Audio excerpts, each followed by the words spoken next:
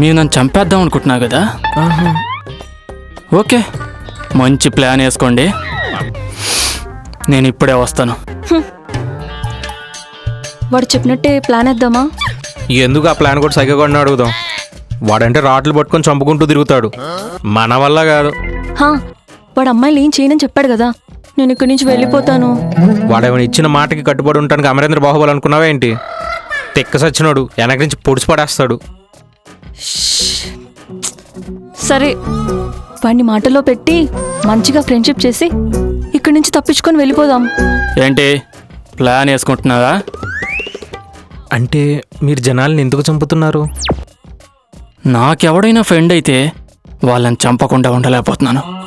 నా ఫ్రెండ్స్ ఎవరు భూమి మీద బతుకుంటాం నాకు ఇష్టం లేదు. ప్లాన్ వేసుకున్నారా లేదా? తొందరగా వేసుకోండి, నాకు బోర్ కొడుతుంది.